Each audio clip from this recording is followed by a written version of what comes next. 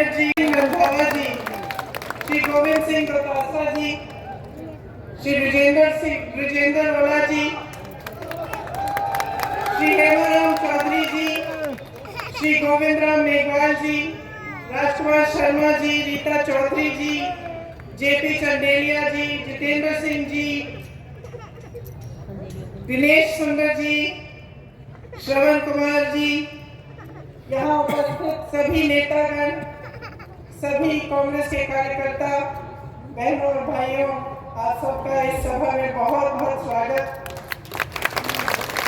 शुरू करने से पहले एक बार मेरे साथ शाकंभरी माता की, सालासर बालाजी महाराज की, खाटू श्याम जी की, बावलिया बाबा की, और आपकी इस पवित्र मिट्टी की भी मेरी तरफ से जय। आपकी ये जो मिट्टी है, इससे देश को बहुत कुछ दिया है। शीशा मोला जी जैसे नेता,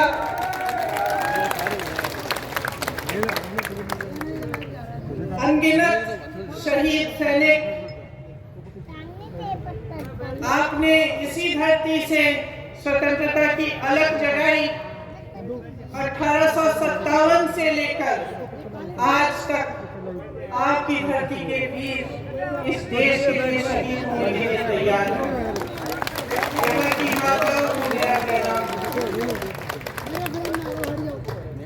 सबसे ज्यादा रिटायर्ड सैनिक झुंझुनू में ही है, और सबसे ज्यादा सैनिक जो सरहद पे आज भी तैनात है, वह भी झुंझुनू से है। आपने देश को बहुत दिया। बिरला, दालमिया, सिंघानिया, खेतान, पीरामल, बजाज जैसे बड़े बड़े नाम, बड़े बड़े उद्योगपति यहाँ पर जो शिक्षा का केंद्र बना, जहाँ जो पूरे विश्व में प्रसिद्ध है, ये भी इसका भी निर्माण आपने किया। भारत की जो गंगा जमुनी संस्कृति है,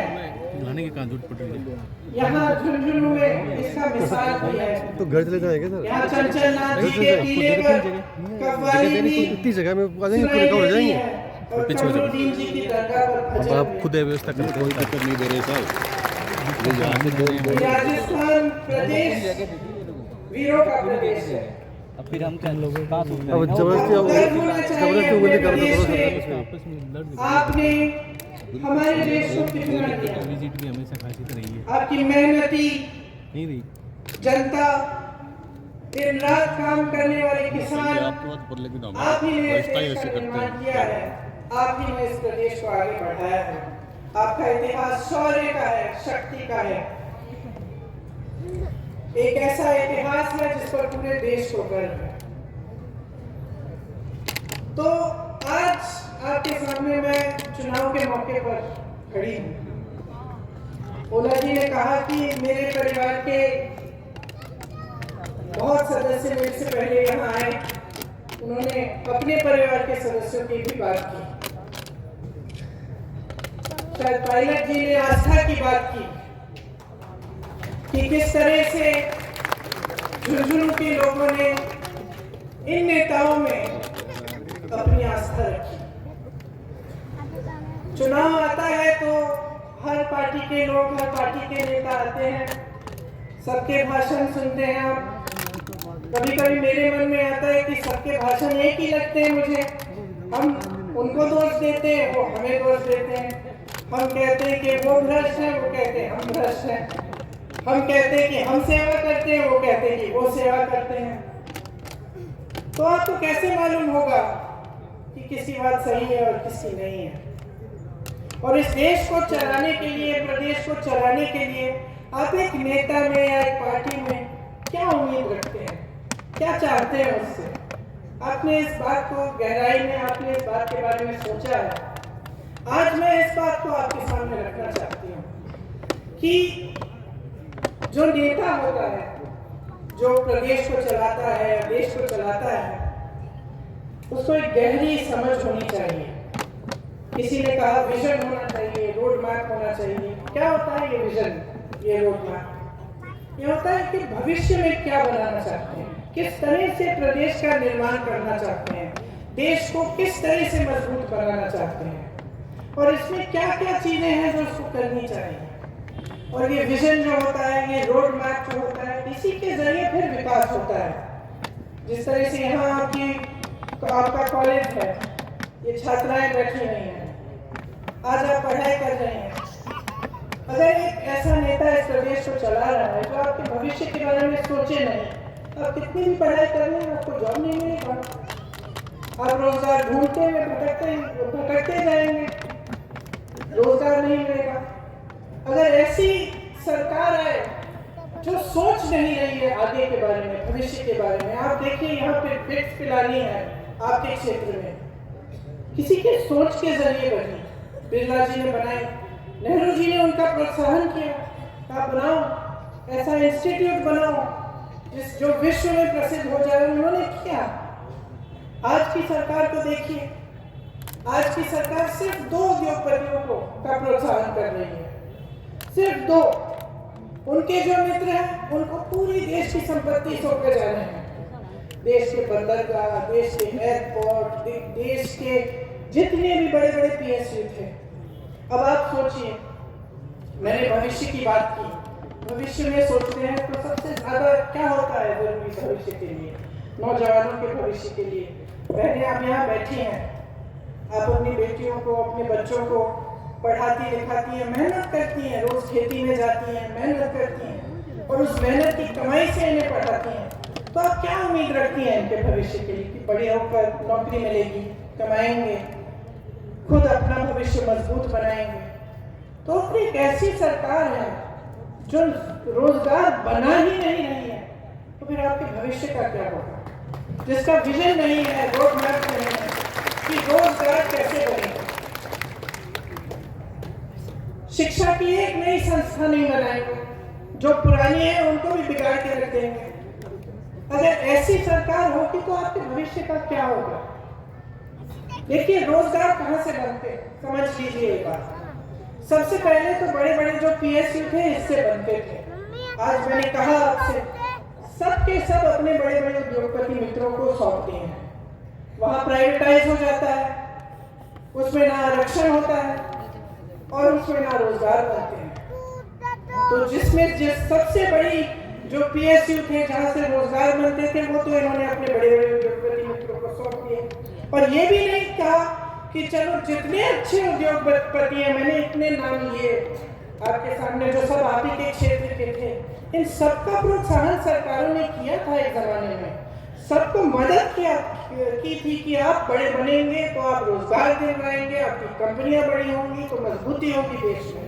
आज सिर्फ 2 उद्योगपति और उनके ऐसी कंपनियां हैं, ऐसे कारोबार हैं जिससे रोजगार नहीं बनते हैं। तो एक तो रोजगार का जरिया यहाँ खत्म हो गया। दूसरा, रोजगार का सबसे बड़ा जरिया क्या होता था, माध्यम क्या होता था? खेती किसानी। और आपके सब की बातें सुनी, आप खुद जानते हैं कि जब किसान का आंदोलन हुआ, किस लिए हुआ इतना बड़ा आंदोलन, कितने किसान शहीद हुए, क्यों उतरे वो सड़क पे? क्योंकि ऐसे काले कानून ला रहे थे जो कि ये पूरी खेती किसानी भी अपने बड़े बड़े उद्योगपति मित्रों को सौंपने जा रहे थे। आपको अपनी जमीनों पर हक, अपनी खेत पर हक, सब बिगाड़ने जा रहे थे। और झुके, जरूर झुके, लेकिन ये भी समझ लीजिए बहनों और भाइयों, कब झुके? चुनाव से पहले झुके। जब चुनाव आ रहा था, किसानों को शहीद होने दिया, उससे पहले उनकी कोई सुनवाई नहीं की, सड़क पे बैठे हुए थे, खाना नहीं था, पानी नहीं थी, सर्दी थी। मुझे याद है उस समय किसी ने बात तक नहीं की उनसे।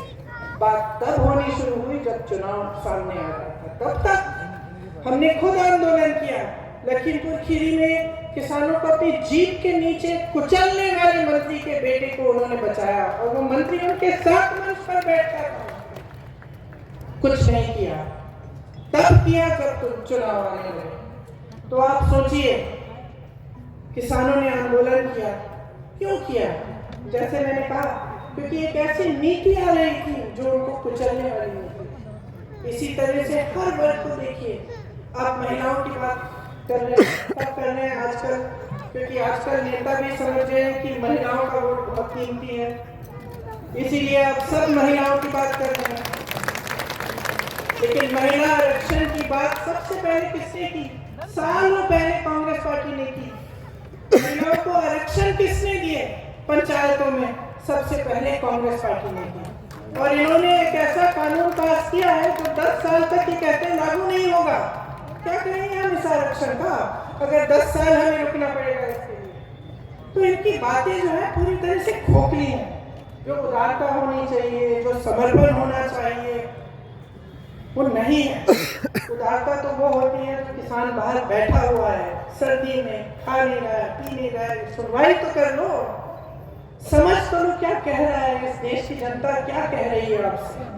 लेकिन आज जो सरकार है, मोदी जी की सरकार, भाजपा की सरकार, उसमें आपकी कोई सुनवाई नहीं है। ये सरकार सिर्फ बड़े बड़े उद्योगपतियों के लिए चल रही है, और वो भी गिने चुने जो इनके मित्र हैं, जिनको पूरी देश की संपत्ति सौंपकर इनकी सत्ता मजबूत रहे। तो आपको समझना पड़ेगा कि आज की जो परिस्थितियां हैं उनसे आपका भविष्य कैसे बनेगा। ओपीएस की आपने बात की। अब जो कर्मचारी है 20-20 साल काम करता है, उसकी क्या उम्मीद होती है? और सरकारी नौकरी, मुझे याद है बचपन में भी जब मैं छोटी थी तो मुझे याद है कि बहुत लोग आते थे सरकारी नौकरी किसी तरह से, इंदिरा जी से कह दीजिए, किसी तरह से हमारी लग जाए तो हमारा जीवन बन जाए। किस लिए कहते थे ये बात? क्योंकि नौकरी करने के बाद 20-20 साल नौकरी करने के बाद पेंशन तो ठीक ढंग का मिलता था, उसकी सुरक्षा होती थी। आज जितनी भी पुलिसकर्मी है, जितने यहाँ तैनात हैं, क्या किसी को पुराना पेंशन नहीं मिल सकता? जब आप मांग उठाते हैं तो आपको कहा जाता है कि पैसे नहीं है इसके लिए। तो अगर इसके लिए पैसे नहीं है तो बताइए इतने बड़े बड़े उद्योगपतियों के कर्ज माफ करने के पैसे कहाँ से आए? जो हजारों करोड़ रुपए इनके माफ होते हैं वो पैसे कहाँ से आए?